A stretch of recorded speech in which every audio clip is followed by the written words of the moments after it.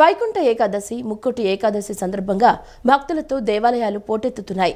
నగరంలోని వైష్ణవ ఆలయాలు భక్తులతో కిటకిటలాడుతున్నాయి. స్వామివారు ఉత్తర ద్వార ద్వారా భక్తులకు దర్శనమిస్తున్నారు. వైకుంఠ ఏకాదశిని, ముక్కోటి ఏకాదశిని స్వర్గద్వార ఏకాదశి అని పిలుస్తారు. విజయవాడలో వైకుంఠ ఏకాదశి వేడుకలు ఘనంగా ప్రారంభమయ్యాయి. వేకువజాము నుంచే వైష్ణవ ఆలయాలు భక్తులతో కిటకిటలాడుతున్నాయి. స్వామివారు ఉత్తర ద్వారం ద్వారా భక్తులకు దర్శనమిస్తున్నారు. వైకుంఠ ఏకాదశిని, ముక్కోటి ఏకాదశిని స్వర్గద్వార ఏకాదశి అని పిలుస్తారు. శ్రీ మహావిష్ణువునకు నెలవైన వైకుంఠంలోని వాకిళ్లు ఈ రోజునే తెరుచుకుంటాయి. కాబట్టి దీన్ని వైకుంఠ ఏకాదశి అని అంటారు. దక్షిణాయనం ప్రారంభం ఆషాఢ శుద్ధ ఏకాదశి నాడు పాలకడల్లో యోగ నిద్రకు ఉపక్రమించిన నారాయణుడు కార్తీక శుద్ధ ఏకాదశి రోజు మేల్కొంటారు. ఇలా మేల్కొన్న స్వామిని దర్శించుకోవడానికి పుష్యమాస శుక్లపక్ష ఏకాదశి నాడు ముక్కోటి దేవతలు వైకుంఠానికి చేరుకుంటారు. అందుకే దీనిని ముక్కోటి ఏకాదశి అని పిలుస్తారు. దక్షిణాయనంలో చనిపోయిన పుణ్యాత్ములకు ఈ రోజునే స్వర్గంలోకి ప్రవేశించే అవకాశం కల్పిస్తారు. కాబట్టి స్వర్గద్వార ఏకాదశి అని కూడా అంటారు. ముక్కోటి ఏకాదశి అత్యంత పర్వదినం. ముక్కోటి దేవతలు ఈరోజు విష్ణుమూర్తి నిద్రలేవగానే ఆయన దర్శనం కోసం వైకుంఠం వెళ్తారని పురాణాల్లో చెప్పబడింది. అలానే ఇక్కడ ఈ లబ్బిపేట వెంకటేశ్వర స్వామి దేవాలయంలో కూడా గత కొన్ని దశాబ్దాలుగా ఈ ముక్కోటి ఏకాదశిని చాలా వైభవంగా ఏర్పాటు చేస్తూ భక్తులందరికీ చక్కటి ఏర్పాటు చేస్తూ మేము ఇక్కడ ఈ దేవాలయంలో పనిచేస్తున్న శర్మగారు కానీ ఇతర పరిచారకులు కానీ అలానే ఆలయ పూజలు వీళ్ళందరూ కూడా చాలా అత్యంత భక్తి శ్రద్ధలతో ఈ కార్యక్రమాన్ని ప్రతి సంవత్సరం నిర్వహిస్తున్నారు. సో ఈ సంవత్సరం కూడా భక్తులకు ఎటువంటి అసౌకర్యం కలగకుండా సకల ఏర్పాట్లు చేసి క్యూ లైన్ ఏర్పాటు చేసి అంతా చేసాం. కనుక కార్యక్రమం ఇప్పటికే తెల్లవారుజామున 4:30 నుంచే ఈసారి ఇవాళ శనివారం అవటం వల్ల భక్తుల రద్దీ ఎక్కువ ఉంటుంది వల్ల తెల్లవారుజామున 4:30కే దర్శనం ఓపెన్ చేయడం జరిగింది. భక్తులందరూ కూడా చాలా ఉత్సాహంగా వస్తున్నారు, దర్శనం చేసుకుంటున్నారు, స్వామివారిని క్యూ లైన్లో వస్తున్నారు. చక్కగా తెల్లవారుజాము 4 గంటల నుంచి 4,000 మంది వచ్చారు. క్యూ లైన్స్ ఎక్కువ పొడిగించాము. ఎస్ఎస్ కన్వెన్షన్ రోడ్డు వరకు కూడా సుమారుగా ఒక 500 మీటర్లు క్యూ లైన్ పెట్టాము, బ్యారిగేడ్స్. అదేవిధంగా ఈ రోడ్లో వెహికల్స్ అన్ని తీపించేసి ఫ్రీగా ఉంచాము. మరీ కొద్దిగా నడవలేని వాళ్ళు, పెద్దవాళ్ళు ఉంటే తప్ప అదర్వైజ్ అందరూ కూడా కార్లన్నీ కూడా ఎస్ఎస్ కన్వెన్షన్ రోడ్లో పెట్టుకోవాలి, అక్కడి నుంచే రావాలి. మిగిలిన వాళ్ళు మాత్రం కొద్దిగా పెద్దవాళ్ళు, నడవలేని వాళ్ళు, కొద్దిగా వికలాంగులు అటువంటి వాళ్ళు మెయిన్ డోర్లోంచి ఇక్కడ 100 రోడ్లోంచి టెంపుల్ సీట్లో రాణిస్తున్నాము. మిగిలిన వాళ్ళంతా కూడా ఫ్లెక్సీలు ఏర్పాటు చేశాము 100 రోడ్లో టెంపుల్కి దారి అని. అది చూసుకొని పైడి స్ట్రీట్లోంచి వస్తున్నారు. దర్శనం ఫ్రీగా అవుతుంది అందరికి కూడా. ఉత్తరద్వార దర్శనము చాలా ప్రశస్తి కాబట్టి వైకుంఠ ఏకాదశి, అందుకని అందరూ కూడా ఈరోజు రావడం జరుగుతూ ఉంది. కోవిడ్ కొత్త వేరియంట్ JN.1 వ్యాప్తి చెందుతున్న క్రమంలో ముందస్తు జాగ్రత్తలు తీసుకోవాలని ముఖ్యమంత్రి జగన్ అధికారులను ఆదేశించారు. గ్రామ, వార్డు సచివాలయాలతో పాటు విలేజ్ క్లినిక్ వ్యవస్థను అప్రమత్తం చేయాలని నిర్దేశించారు. కొత్త వేరియంట్ లక్షణాలు, తీసుకోవాల్సిన చర్యలపై తాడేపల్లి క్యాంపు కార్యాలయంలో సీఎం అధికారులతో సమీక్షించారు. దేశంలో కోవిడ్ కొత్త వేరియంట్ JN.1 వ్యాప్తి చెందుతున్న వేళ ఏపీ సర్కార్ అప్రమత్తమైంది. వివిధ రాష్ట్రాల్లో కోవిడ్ కొత్త వేరియంట్ JN.1 కేసులు వెలుగు చూస్తున్న నేపథ్యంలో ముందస్తు జాగ్రత్తలు తీసుకోవాలని ముఖ్యమంత్రి వైఎస్ జగన్ అధికారులను ఆదేశించారు. కొత్త వేరియంట్ లక్షణాలు, తీసుకోవాల్సిన చర్యలపై వైద్య ఆరోగ్య శాఖ అధికారులతో తాడేపల్లి క్యాంపు కార్యాలయంలో సీఎం సమీక్షించారు. JN.1 వేరియంట్పై పెద్దగా ఆందోళన చెందాల్సిన అవసరం లేదని వైద్యులు చెబుతున్న అంశాన్ని అధికారులు సీఎంకు నివేదించారు. ఈ వైరస్ సోకిన వారు ఎలాంటి ఇబ్బందులు లేకుండానే కోలుకుంటున్నారని ప్రస్తావించారు. ఆసుపత్రికి వెళ్లాల్సిన అవసరం లేకుండానే కోలుకుంటున్నారని వెల్లడించారు. డెల్టా వేరియంట్ తరహా లక్షణాలు లేవని తేల్చిన అధికారులు లక్షణాలు ఉన్నవారికి ప్రభుత్వ ఆసుపత్రుల్లో పరీక్షలు చేయిస్తున్నామని అధికారులు సీఎం దృష్టికి తీసుకువెళ్లారు. పాజిటివ్ శాంపిల్ను విజయవాడ జీనోమ్ ల్యాబ్లో పరిశీలిస్తున్నట్లు వెల్లడించిన వైద్య ఆరోగ్య శాఖ అధికారులు గ్రామ, వార్డు సచివాలయాల వద్ద ర్యాపిడ్ టెస్టింగ్ కిట్స్, ఆసుపత్రుల్లో అవసరమైన మందులను అందుబాటులో ఉంచామని తెలిపారు. టీడీపీ అధ్యక్షులు చంద్రబాబు చండీయాగం చేస్తున్నారు. దేవతలారా దీవించండి అంటూ వాళ్ల ఆశీర్వాదం కోరుకుంటున్నారు. ఉండవల్లిలోని చంద్రబాబు నివాసంలో మొదటి రోజు యాగాలు కొనసాగాయి. 3 రోజుల పాటు ప్రత్యేక హోమాలు, పూజలు చేస్తున్నారు చంద్రబాబు దంపతులు. తెలుగుదేశం పార్టీ జాతీయ అధ్యక్షులు నారా చంద్రబాబు నాయుడు ఉండవల్లి నివాసంలో నిన్న చండీయాగం, సుదర్శన నరసింహ హోమం నిర్వహించారు.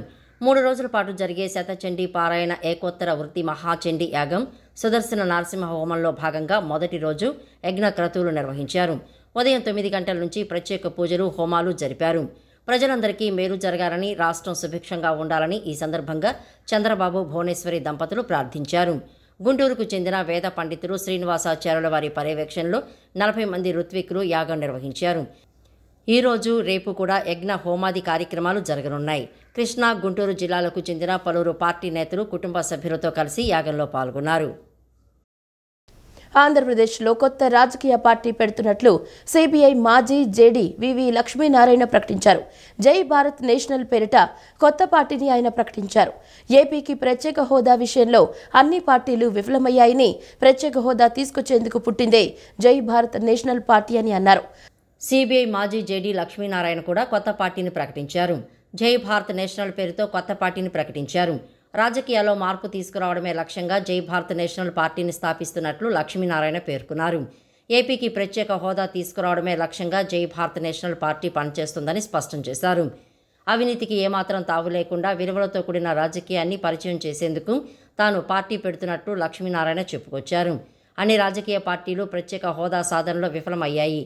ప్రత్యేక హోదా తీసుకువచ్చేందుకు పుట్టిందే జై భారత్ నేషనల్ పార్టీ. శాంతి భద్రతలు, మానవ హక్కులు కల్పించేందుకు పుట్టిందే జై భారత్ నేషనల్ పార్టీ.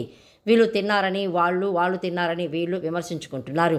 ఎవరు అవినీతికి పాల్పడేందుకు వీల్లేని వ్యవస్థను తీసుకువచ్చేందుకు పుట్టిందే జై భారత్ నేషనల్ పార్టీ. అభివృద్ధితో అవసరాలు తీర్చేందుకు, బానిసత్వాన్ని రూపుమార్పేందుకు పుట్టిందే జై భారత్ నేషనల్ పార్టీ. యువతరానికి అద్భుత ఉపాధి కల్పించడానికి ప్రజల నుంచి పుట్టిన పార్టీ జై భారత్ నేషనల్ పార్టీ అంటూ వివి లక్ష్మీనారాయణ ఉద్వేగంగా ప్రసంగించారు. రాజకీయాలంటే ప్రజల్ని మోసగించడమే అనుకుంటున్న పరిస్థితులలో రాజకీయాలంటే సుపరిపాలన అని సిద్ధం చేయడానికి జై భారత్ పార్టీ పుట్టింది. మేము ఆ పార్టీని తీసుకొని ముందుకు రావలసి వచ్చింది. ఇది ప్రధానమైన కారణం. రాజకీయాలంటే మోసము అనుకుంటున్న ప్రజల యొక్క అభిప్రాయాన్ని మార్చి రాజకీయాలంటే సుపరిపాలన అని సిద్ధం చేయడానికి, నిరూపించడానికి రావలసి వచ్చింది.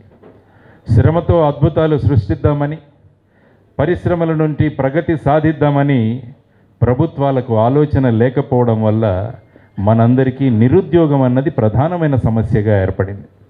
2014వ సంవత్సరంలో ఈ రాష్ట్రం ఏర్పడినప్పుడు ప్రత్యేక హోదా ఇస్తామని పార్లమెంటులో మాట్లాడి 2014 విభజన చట్టం వచ్చిన తర్వాత అందులో ప్రత్యేక హోదా గురించి ఎవరూ మాట్లాడలేదు. రాష్ట్రంలో ఉన్న నిరుద్యోగానికి ప్రధానమైన కారణం నా ఉద్దేశంలో ప్రత్యేక హోదా రాకపోవడం. ఒకరేమో ప్రత్యేక హోదా వద్దన్నారు, ప్యాకేజీ ముద్దన్నారు.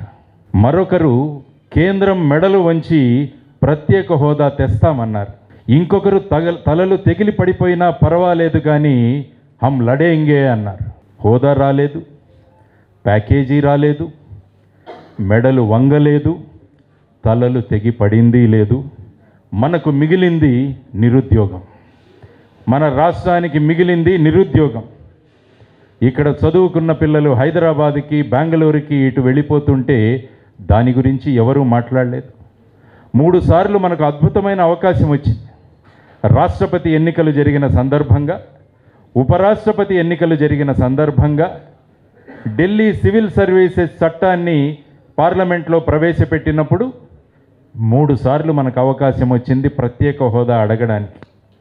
కానీ అడిగే ధైర్యం ఎవరికీ లేదు. కానీ మళ్ళా దాన్ని ఎలక్షన్ ముద్దాగా తీసుకొచ్చి మళ్ళా ప్రత్యేక హోదా కోసం పోరాడతామని మళ్ళా చెప్పబోతున్నా. రైతు భరోసా కేంద్రాలను కుంభకోణాలకు నిలయంగా మార్చారని జనసేన రాజకీయ వ్యవహారాల కమిటీ చైర్మన్ నాదెండ్ల మనోహర్ ఆరోపించారు. వాటి నిర్మాణానికి కేంద్రం నుంచి 2,300 కోట్ల నిధులు తీసుకొచ్చారని, ఖర్చు చేసింది మాత్రం 156 కోట్లే అని అన్నారు. కేవలం దళారులకు లబ్ధి చేకూర్చేందుకు మాత్రమే వీటిని ఏర్పాటు చేశారని విమర్శలు గుప్పించారు. రైతు భరోసా కేంద్రాలను కుంభకోణాలకు నిలయంగా మార్చారని జనసేన రాజకీయ వ్యవహారాల కమిటీ చైర్మన్ నాదెండ్ల మనోహర్ ఆరోపించారు. వైఎస్ఆర్సీపీ అధికారంలోకి వచ్చిన తర్వాత రాష్ట్ర వ్యాప్తంగా దాదాపు 10,000 రైతు భరోసా కేంద్రాలను నిర్మించాలని జగన్ సర్కార్ నిర్ణయించిందన్నారు. వాటి నిర్మాణానికి కేంద్రం నుంచి 2,300 కోట్ల నిధులు తీసుకువచ్చారని మనోహర్ తెలిపారు. గడిచిన 5 ఏళ్లలో ఆర్బీకే నిర్మాణాలకు కేవలం 156 కోట్లు మాత్రమే ఖర్చు చేశారని, ఇప్పటికీ చాలా కేంద్రాలు అద్దె భవనాలు నడుస్తున్నాయని తెలిపారు. గత ఏడాది నుంచి వాటికి అద్దెలు కూడా చెల్లించకుండా భవన యజమానులను ఇబ్బందులకు గురిచేస్తున్నారని నాదెండ్ల ధ్వజమెత్తారు. కేవలం దళారులకు లబ్ధి చేకూర్చేందుకు మాత్రమే వీటిని ఏర్పాటు చేశారని విమర్శలు గుప్పించారు. తుఫాను సమయంలో రైతులను ఆదుకోవాల్సిన భరోసా కేంద్రాలు చేతులెత్తేయడంతో అన్నదాతలు ఎన్నో ఇబ్బందులు పడ్డారని మండిపడ్డారు. ఆర్బీకే కేంద్రాల్లో ఉన్న ఎరువులు, విత్తనాలు ఎక్కువ ధరకు రైతులకు అమ్ముతున్నారని నాదెండ్ల మనోహర్ ఆరోపించారు. రైతు భరోసా కేంద్రాలు ఒక గేమ్ చేంజర్గా, అంటే కనివిని ఎరుగని రీతిలో వ్యవసాయ రంగంలో ఒక మార్పు తీసుకొచ్చే విధంగా ఈ రైతు భరోసా కేంద్రాలు సుమారు 10,780 రైతు భరోసా కేంద్రాలు మన రాష్ట్రంలో ఏర్పాటు చేస్తున్నట్టు 2020లో ఈ ప్రభుత్వం నిర్ణయం తీసుకుంది. గత 2 సంవత్సరాల నుంచి జనసేన పార్టీ, మా నాయకులు, మీ అందరం కూడా అనేక జిల్లాల్లో పర్యటిస్తున్నప్పుడు రైతు భరోసా కేంద్రాలు మన రాష్ట్రంలో ఒక పెద్ద స్కామ్ అనేది మేము చెప్పుకుంటూనే వచ్చాం. ఈ 10,780 రైతు భరోసా కేంద్రాలు మంజూరు చేసినప్పుడు చివరికి ఆ సంఖ్యని 10,408కి ఈ రాష్ట్ర ప్రభుత్వం తగ్గించి జాతీయ ఉపాధి హామీ పథకంతో లింక్ పెట్టి 2,300 కోట్ల రూపాయలు వీళ్ళు ఈ భవన నిర్మాణాల కోసం వాళ్ళు వెచ్చించారు. అంటే ఈరోజు తుఫాను వచ్చినప్పుడు మనం గ్రామాల్లో పర్యటిస్తుంటే రైతుల్లో ఉన్న ఆందోళన ఏంటంటే కనీసం పంట కాలువలు కానీ, మురుగునీటి కాలువలు కానీ ఏవి కూడా వీళ్ళు కనీసం పూడిక తీయలేదు. ఈ జాతీయ ఉపాధి హామీ పథకం ద్వారా రావాల్సిన పనులు, ఆ నిధులు మన గ్రామాలకి కేటాయించకుండా వ్యవసాయ రంగానికి అపార నష్టం కలిగించారనేది ప్రతి రైతు పాపం ఎంతో ఆందోళనతో, ఆవేదనతో చెప్పుకుంటూ వస్తున్నారు. ఈ రైతు భరోసా కేంద్రాల కోసం 2,300 కోట్ల రూపాయలు వీళ్ళు జాతీయ ఉపాధి హామీ పథకం కింద తీసుకొచ్చి ఈ 4.5 సంవత్సరాల్లో వీళ్ళు చేసింది ఏంటంటే కేవలం 3,200 కట్టారు. 3,200 కట్టి ఒక 3,000 సగంలోనే వదిలేశారు. ఇంకొక 4,500 అసలు పూర్తిగా వ్యవసాయ శాఖ దీన్ని అబాండన్ అంటే వదిలేశారు. వాటి గురించి పట్టించుకోవడం లేదు. ఇవి కేవలం పేపర్ పైనే ఉన్నాయి ఈ రైతు భరోసా కేంద్రాలు. అంటే ఎంత నష్టం జరిగింది, ఏ విధంగా ఒక వ్యవసాయ రంగం మన దేశంలోనే ఈ రోజుకి కూడా మన రాష్ట్రంలో ప్రత్యేకంగా ఎక్కువ శాతం ఉపాధి కల్పించే రంగం ఇది. ఇటువంటి రంగాన్ని కూడా వీళ్ళు ఏ విధంగా నష్టం కలిగించే విధంగా కొన్ని విధానాలు తీసుకొచ్చి రైతన్నకి ఇబ్బంది పెట్టే విధంగా చేశారో మీ అందరికీ అర్థం అవ్వాలి. టీడీపీ నేత నారా లోకేష్ యువగళం పాదయాత్రపై మాజీ మంత్రి పేర్ని నాని సెటర్లు వేశారు. లోకేష్ ది జంపింగ్ జపాంగ్ యాత్ర అని ఎద్దేవా చేశారు. రాజకీయ లబ్ధి కోసమే లోకేష్ యాత్ర చేపట్టారని, Lokesh the utter flop show అని వ్యాఖ్యానించారు. లోకేష్ యాత్ర కోసం వచ్చి మేనమామ కొడుకు చనిపోతే ఆపలేదు, కానీ చంద్రబాబు జైలుకి వెళితే మాత్రం యాత్రను ఆపేశారన్నారు. పవన్ కళ్యాణ్ సీఎంగా ఛాన్స్ లేదంటూ లోకేష్ చేసిన వ్యాఖ్యలపైన మాజీ మంత్రి పేర్ని నాని స్పందించారు. హరిరామ జోగయ్య జన సైనికులకు అర్థం కావటం లేదని, పవన్ స్వయంగా తాను సీఎం కావడం కోసం కాదు, చంద్రబాబును సీఎం చేయడం కోసమే తాను పనిచేస్తున్నానని చెప్పారని గుర్తు చేశారు. చంద్రబాబుతో 4 గోడల మధ్య జరిగిన సమావేశంలోనూ అదే హామీ ఇచ్చారనేది ఇప్పుడు లోకేష్ వ్యాఖ్యలతో స్పష్టత వచ్చిందని వ్యాఖ్యానించారు. 2019 ఎన్నికల సమయంలో లోకేష్ను దొంగ అని తిట్టి ఇప్పుడు ఎందుకు వాళ్లకు ఓటేయమని పవన్ ఎలా అడుగుతున్నారని ప్రశ్నించారు. తన తల్లిని దూషించారని నాడు ఆవేదన వ్యక్తం చేసిన పవన్ ఇప్పుడు లోకేష్కు మద్దతుగా నిలవడం ఏంటని, లోకేష్ క్షమాపణ చెప్పారా అంటూ పేర్ని నాని నిలదీశారు. ఆ పవన్ కళ్యాణ్ రావటాకేమో మామూలుగా వెళ్ళి బతిమాలి బేరమాడి తెచ్చుకోవాల్సిన పరిస్థితి. చంద్రబాబు నాయుడు ఇంటికి వెళ్ళి బేరమాడి తెచ్చుకోవాల్సినటువంటి పరిస్థితి. ఈ పరిస్థితులు ఉంటే వాళ్ళు చెప్తారు, చంద్రబాబు నాయుడు అంట కష్టాల్లో ఉంటే పవన్ కళ్యాణ్ అండగా ఉన్నాడేమో లోకేష్ అంటాడు. పవన్ కళ్యాణ్ అంటాడు టీడీపీ బలహీనపడింది, టీడీపీ కష్టాల్లో ఉంది, అందుకోసం మనం అండగా ఉండాలని చెప్పాము పవన్ కళ్యాణ్ చెప్తాడు. ఏంటి కష్టాలు? ఏం కష్టాల్లో ఉంది టీడీపీ? ఏం కష్టాల్లో ఉంది? మొన్న అంటే చంద్రబాబు నాయుడు అరెస్ట్ అయ్యాడు, దొంగతనం చేసి అరెస్ట్ అయ్యాడు. 2022 మార్చిలో ఏం కష్టాల్లో ఉంది? చంద్రబాబు నాయుడు ఏం ఇబ్బందుల్లో ఉన్నాడు? అప్పుడేం జైలుకి వెళ్ళలేదే. మరి ఇప్పటం సభలో నేను చంద్రబాబుతో వెళ్ళిపోతాం ఖాయమని చెప్పాను. ఎలా ఎందుకు చెప్పాడు పవన్ కళ్యాణ్ గారు? సో ఇదంతా ప్యాకేజీ వ్యవహారాలు, బేరాలు ఆడుకోవటం. ఏతావాత ఏంటి అంటే పవన్ కళ్యాణ్ గారు వెనకటికి ఆవు కథ ఒకటి చెప్తారు. ఆడికి తెలిసింది ఏంటంటే ఆవు గురించి ఒకటి తెలుసు. బాగా మొద్దు విద్యార్థి ఒకటికి, పిల్లోడికి ఆడికి ఏం చెప్పమన్నా సరే కుర్చీ గురించి వ్యాసం చెప్పరా అంటే కుర్చీకి 4 కాళ్ళు ఉంటాయి, ఆ 4 కాళ్ళ కుర్చీలో ఆవు కూర్చుని, ఆవుకి 2 కొమ్ములు ఉన్నాయి, తోక ఉంది, తెల్లగా ఉంటుంది ఆవుకు 4 కాళ్ళు ఉన్నాయి, ఆవు ఇట్లా ఉంటుంది అట్లా ఉంటుంది అని చెప్పి అంటే తెలిసింది ఆవు. నువ్వేది చెప్పన్నా చెట్టు గురించి చెప్పమంటే చెట్టు ఇక్కడ ఉంది బయట, ఆ చెట్టు ఆకులు తింటా ఆవు ఉంది చెట్టు కింద, ఆవుకు 2 కొమ్ములు ఉంటే మళ్ళీ ఆవు కదా. అట్లా పవన్ కళ్యాణ్కి చేత అయింది ఏంటి అంటే రాజకీయ పార్టీ పెట్టి చంద్రబాబు బాగుండాలి. వైసీపీ ప్రభుత్వం రాష్ట్రాన్ని అప్పుల పాలు చేసిందని తెలుగుదేశం అధికార ప్రతినిధి నీలాయపాలెం విజయ్ కుమార్ విమర్శించారు. రాష్ట్ర ప్రభుత్వం మొత్తం రుణాలు 11 లక్షల కోట్లు దాటాయని దుయ్యబట్టారు. మంగళగిరిలోని పార్టీ కార్యాలయం ఎన్టీఆర్ భవన్లో నిర్వహించిన మీడియా సమావేశంలో విజయ్ కుమార్ మాట్లాడారు. జగన్ రెడ్డి అప్పులతో ఈ ఏడాది 28,626 కోట్లు వడ్డీలు కట్టాల్సి వస్తోందని, కార్పొరేషన్ల అప్పులకు కట్టే వడ్డీలు కలిపితే ఆ మొత్తం మరింత పెరుగుతుందని ఆందోళన వ్యక్తం చేశారు. బుగ్గన రాజేంద్ర గారు ఈ మధ్య ఎప్పుడు అప్పు అనగానే పక్క రోజు పొద్దున ప్రెస్ కాన్ఫరెన్స్ పెట్టే దువ్వూరి కృష్ణ గారు వీళ్ళందరూ ఒక్కసారి ఆ నివేదిక చదవండి సార్. మీరు ఎన్నెన్ని అప్పులు చేశారు, ఎన్నెన్ని అప్పులు దాచిపెట్టారు, ఎంతెంత వడ్డీలు కడుతున్నారు, రోజు కనీసం 80-90 కోట్ల రూపాయలు వడ్డీలకే కడుతున్నారు. ఇవన్నీ చాలా డీటెయిల్గా ఇచ్చారు సార్. ఇంకా మీరు దాచలేరు. మీరు ఆర్బీఐ నుంచి ఎంత అప్పు తీసుకున్నారు అని మీరు ప్రెస్ కాన్ఫరెన్స్లో చెప్పే అబద్ధాల కాలం చెల్లింది. ఆర్బీఐ స్పష్టంగా ఆర్బీఐ నుంచి మాత్రం, ఎందుకంటే కార్పొరేషన్ అప్పులు వాళ్ళకి సంబంధం లేదు కాబట్టి, ఆర్బీఐ నుంచి మీరు ఎఫ్ఆర్బిఎం లిమిట్ను ఎన్నిసార్లు క్రాస్ చేశారు, ఎంతలో క్రాస్ చేశారు, ఇవన్నీ చాలా డీటెయిల్గా ఉంది సార్. అప్పుల్లో గ్యారంటీల్లో మన ఆంధ్రప్రదేశ్ గవర్నమెంట్ ఫస్ట్ ప్లేస్లో ఎలా వచ్చింది, ఎంత కూడా చాలా గ్యారంటీకి ఇచ్చారు సార్. సో గొప్పగా చెప్పుకునే మీరు సంక్షేమ రంగం మీద మేము అంత పెట్టాము అనే దీంట్లో మీరు ఎంత పెట్టారు, మన స్థానం ఏంటి దేశంలో, ఇట్లాంటి విషయాలంతా ఉంది. నాడు నేడు, విద్యా దీవెన అంటూ కొత్త మన పాత గత దాదాపు 20 ఏళ్ళుగా ఉన్న ఫీజు రియంబర్స్మెంట్ పథకాన్ని కూడా దానికి పేరు మార్చి నవరత్నాల్లో భాగం అని చెప్తూ పాత పథకాలను కూడా వీళ్ళే నవరత్నాలు మార్చుకునేసి, ప్రోగ్రాం పేర్లు మార్చుకునేసి ఏందేంతో చేసాము, నాడు నేడు నీ రకరకాల పేర్లతో వీళ్ళు మేము విద్యారంగాన్ని అద్భుతాలు సృష్టించాము అని చెప్తున్నారు కదా. మొత్తం ఖర్చులో ఆంధ్రప్రదేశ్ గవర్నమెంట్ సంవత్సరానికి పెడతాం, మొత్తం ఖర్చులో ఈ అన్ని సంవత్సరాలకు కనీసం ఈ సంవత్సరం తీసుకుంటే కేవలం 11.7% మాత్రమే. ఒకవేళ లాస్ట్ ఇయర్ తీసుకున్నా 11.9% అంతే. 100 రూపాయలు ఏపీ స్టేట్ గవర్నమెంట్ ఖర్చు పెడితే కేవలం 11.7%. టీడీపీ హయాంలో ఏమీ జరగలేదు అనేవాళ్ళు కదా. 2015-16లో ఇదే విద్యారంగం మీద అప్పటి బడ్జెట్లో 15.6%, 2017-18లో 13%, 18-19లో 12%. అంటే అప్పటికంటే ఇప్పుడు తక్కువ ఖర్చు పెడుతున్నారు పర్సెంటేజ్ లెవెల్లో. ఇది నేను చెప్పిన ఫిగర్స్ కాదు, ఇందాక నేను చెప్పినట్టు ఆర్బీఐ ఇచ్చిన నివేదికలో ఉంది. తెలుగుదేశం అధికారంలోకి వచ్చిన వెంటనే బీసీల రక్షణ కోసం చట్టం తీసుకొస్తుందని మాజీ మంత్రి కొల్లు రవీంద్ర తెలిపారు.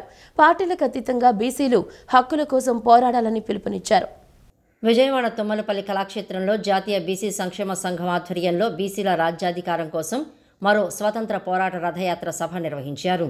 ఈ సమావేశానికి ముఖ్య అతిథులుగా మాజీ మంత్రి కొల్లు రవీంద్ర, మాజీ ఎంపీ కొనకళ్ళ నారాయణ, జాతీయ బీసీ సంఘం అధ్యక్షులు దాకా వెంగళరావు యాదవ్, రాష్ట్ర మహిళా అధ్యక్షురాలు నోకాలమ్మ, పలువురు బీసీ నాయకులు విచ్చేశారు.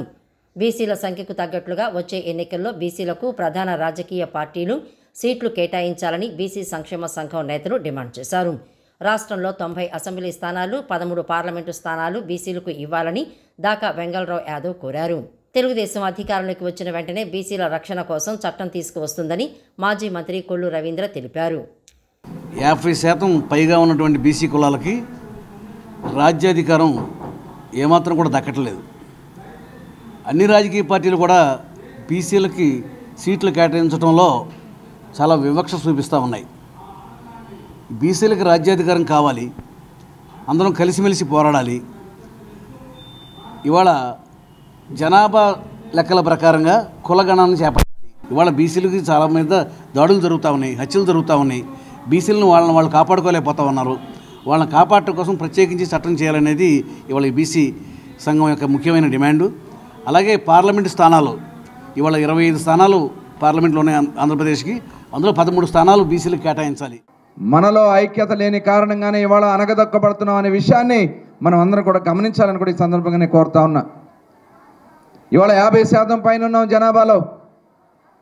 50% పైన ఉన్నటువంటి జనాభా ఉన్నా మనలో ఐక్యత లేని కారణంగా ఇవాళ మనకు రావాల్సినటువంటి రాజ్యాంగపరంగా మనకు రావాల్సినటువంటి హక్కులు మనం పొందలేకపోతా ఉన్నాం.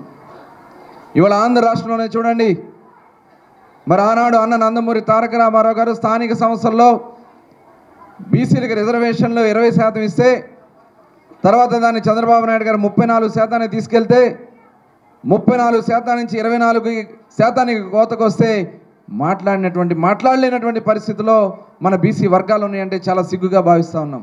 రాజ్యాధికారంలో భాగస్వామ్యం కల్పించడంలో గత ప్రభుత్వాలు అన్నీ కూడా, ఇప్పటివరకు పాలించిన ప్రభుత్వాలన్నీ కూడా బీసీలని కేవలం ఓటు బ్యాంకుగా వాడుకుంటున్నారే తప్ప బీసీలకి రాజ్యాధికారంలో భాగస్వామ్యం కల్పించడంలో న్యాయపరంగా వీరికి చేయవలసినటువంటి న్యాయం జరగట్లేదనే ఉద్దేశంతో మేము మరి స్వాతంత్రం వచ్చి మనకు 76-77 సంవత్సరాలు అవుతున్నప్పుడు కూడా ఈ మరో స్వతంత్ర పోరాట రథయాత్రని ఎందుకు పెట్టామంటే మా వర్గాలకు ఇంకా స్వాతంత్రం రాలేదు. ఎందుకంటే మా జనాభా దామాషా ప్రకారం ఈ రాష్ట్రంలో చూస్తే 140 కులాలు ఉన్నాయి. 140 కులాల్లో ఈరోజు కనీసం 40 కులాల దాకా యాచిక జీవితం గడుపుతూ ఉన్నారు, వలసలు వెళ్తూ ఉంటారు. మరి అటువంటి వారికి మరి స్వాతంత్రం వచ్చి కూడా ఇంకా ఆ పరిస్థితిలో ఉన్నామంటే ఎక్కడ న్యాయం జరుగుతుంది ఈ వర్గాలకి? పటమట చిగురుపాటి శ్రీ కృష్ణవేణి పాఠశాలలో విద్యార్థులు ఏర్పాటు చేసిన విద్యా వైజ్ఞానిక ప్రదర్శనను పాఠశాల డైరెక్టర్ కెవి రమణారావు నిన్న ప్రారంభించారు. ఈ ప్రదర్శనలో విద్యార్థులు ప్రదర్శించిన వివిధ నమూనాలు అలరించాయి. ఈ సందర్భంగా ప్రిన్సిపాల్ వెంకట్రావు మాట్లాడుతూ ఇటువంటి విద్యా వైజ్ఞానిక ప్రదర్శనలో విద్యార్థులు పాల్గొనటం వల్ల వారి యొక్క మేధస్సును పెంపొందించుకోవడానికి దోహదపడుతుందన్నారు. విద్యార్థులచే తయారు చేయబడిన గణితం, సామాన్య మరియు సాంఘిక శాస్త్రాలలో working models, art and craft models ఎంతో ఆకర్షణతో నిలిచాయి. వీటితో పాటు తెలుగు, హిందీ మరియు ఇంగ్లీష్ భాషలకు సంబంధించిన భాషాంశాలను వివిధ రకాల చార్టుల మీద తయారు చేశారు. ఈ విద్యా వైజ్ఞానిక ప్రదర్శన తిలకించిన తల్లిదండ్రులు విద్యార్థులను ఎంతగానో అభినందించారు. My name is Hemant sir. I am from 8th year section. My school name is Sri Krishnaveni. This is called robotic compass. మనం ఇప్పుడు ఈ స్విచ్ ఆన్ చేసినప్పుడు ఇది రౌండ్ గా తిరిగి బయట ఒక లైన్ వచ్చింది, లోపల ఒక లైన్ వచ్చింది. దీన్ని కంపాస్ అంటారు. మనం కంపాస్ నార్మల్ గా యూజ్ చేస్తాం, ఇది రోబోటిక్ కంపాస్. దానికంటే అడ్వాన్స్ ఇది. This is the parts of the circle. This is the segment. This is the chord. This is the sector. This is the arc. This is the radius. This is the diameter. This is the center. This is the circumference. This is perimeter of the circle. ఇది segment, parts of the circle project. నా పేరు కౌశిక్, నేను Krishnaveni school నుంచి వచ్చాను. ఇది fire alarm. ఇది actual గా tube light sensor, tube light starter. ఈ ట్యూబ్ లైట్ లో ఈ ప్రాజెక్ట్ అసలు సెన్సార్. దీంట్లో ఎప్పుడైతే హీట్ పెట్టామో లేటెంట్ హీట్ ఆఫ్ ఎక్స్పాన్షన్ వల్ల ఈ హీట్ లో ఉన్న 2 కాపర్ టెర్మినల్స్ జాయిన్ అవుతాయి. ఆ 2 కాపర్ టెర్మినల్స్ జాయిన్ అయినప్పుడు ఈ బజార్ కి సిగ్నల్స్ వెళ్తాయి.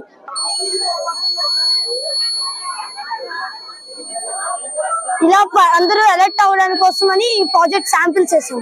I am from Sri Krishnaveni EM High School. Today my concept is about invention of 2D and 3D figures.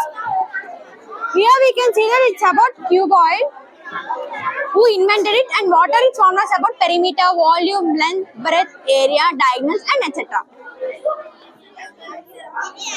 Here it's about who invented it and what are its formulas about perimeter, volume, length, breadth, area, diagonals, and etc. Here we can observe the projects here. The sun. Here we can the energy we are getting from the sun is called solar energy. It means the energy generated by the sun. Now I am oning the switch. The energy which is transferring into the solar panel. These photons turns into the electricity. Here the bulb can glow. Here we can observe into. Now I remove these lights. So this off.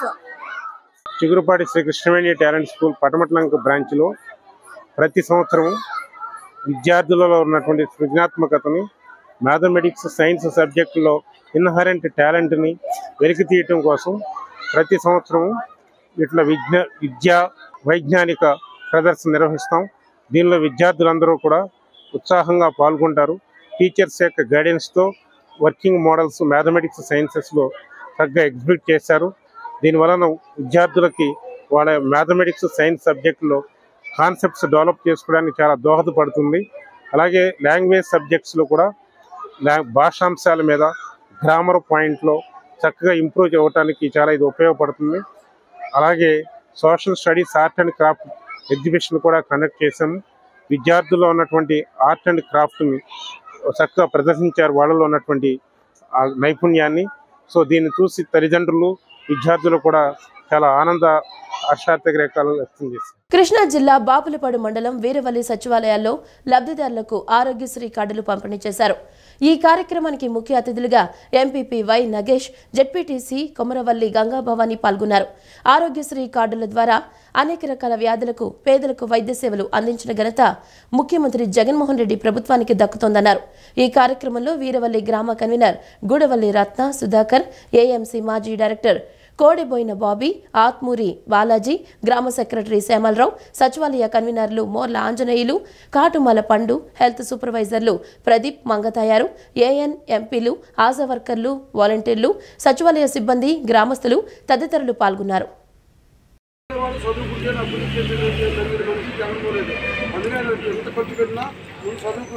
విద్యకి రావడం 5 లక్షలు ఉండేదమ్మా. 5 లక్షలు ఉంటే మన హాస్పిటల్కి వెళ్తే కొంచెం పెద్ద జబ్బులు ఉంటాయి, లేదా మీరు పెట్టుకోవాలి, మీకు ఇంటే వస్తుంది, ఇంట్లో రెస్ట్ తీసుకోవాలి.